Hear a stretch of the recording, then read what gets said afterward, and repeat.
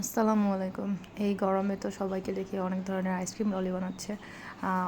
Maximum দেখলাম যে কাঁচা আমের যে ললিটা ওটা অনেক বেশি হিট চলতেছে। আমার হচ্ছে আইসক্রিম বানাতে খুব মন চাচ্ছিল, কিন্তু যেহেতু বাসায় কাঁচা আম ছিল না, আমার বাসায় ছিল হচ্ছে তরমুজ, তাই আমি ভাবলাম যে আজকে তরমুজের ললি বানাবো আর আপনাদের সাথে আমার এক্সপিরিয়েন্সটা শেয়ার করব। এখানে আমি কিছু তরমুজ আগে থেকে কেটে নিয়েছিলাম আর সেটাকে হচ্ছে হাত দিয়ে চেপে চেপে রস করে নেব। আমি এখানে তরমুজের কোনো রকমের যে খোসাটা সেটা নিব না, বা ছোবা যেটাকে বলে ওটা নিব না। আমি শুধুমাত্র রসটা নিব আর একটা ছাঁকনিতে খুব ভালোভাবে এটাকে ছেঁকে নেব।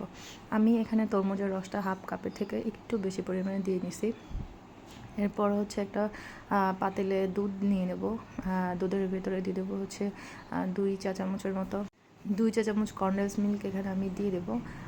আপনার দুধ যে পরিমাণে বা আপনি যে পরিমাণে আইসক্রিম বানাবেন তার উপর ডিপেন্ড করে এখানে কনডেন্স মিল্ক দিয়ে নেবেন। আমি এখানে কিন্তু এক্সট্রা কোনো চিনি ইউজ করব না, কারণ কনডেন্স মিল্কে পর্যাপ্ত পরিমাণে চিনি থাকে। আর আমার আর একটু লিকুইড দুধের প্রয়োজন ছিল, তো আমি হচ্ছে আবার একটু লিকুইড দুধ নিয়ে কনডেন্স মিল্কটা খুব ভালোভাবে হচ্ছে দুধের সাথে মিশাই নেব।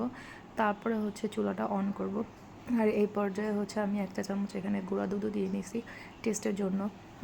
আপনাদের দুধের উপর, মানে আপনারা যতটুকু দুধ নেবেন বা যতটুকু আইসক্রিম বানাবেন তার উপর ডিপেন্ড করে হচ্ছে গুঁড়া দুধ আর কনডেন্স মিল্ক মিশিয়ে নেবেন। আর এখানে হচ্ছে দুধটা জাল করে কিছুটা ঠান্ডা হয়ে আসবে যখন, তখন হচ্ছে আমি এখানে তরমুজের রসটা যেটা আছে ওটা মিশিয়ে দেবো।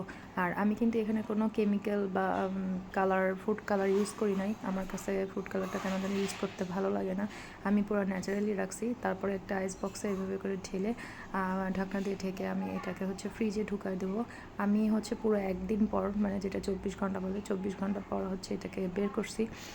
বের করার 10 মিনিট পরে হচ্ছে এটাকে ছাড়াইতে নিব, কারণ একটু হালকা মানে পানি না ছাড়লে এটা এখান থেকে বের হবে না। আমার কিন্তু এখানে বের করতে বেশ ঝামেলাই হচ্ছিলো। তারপরে আমি এটা ছুরি দিয়ে মানে ভালোভাবে এটাকে বের করে নিছি। যাই হোক, আমার তরমুজের ললিটা কিন্তু মাশাল্লাহ অনেক বেশি টেস্টি হয়েছিল। আপনারা হচ্ছে এই গরমে ট্রাই করে দেখতে পারেন। আমার বাচ্চারা তো পুরাই তরমুজের ললির ফ্যান হয়ে গেছে। ভালো লাগলে অবশ্যই একটা লাইক দেবেন।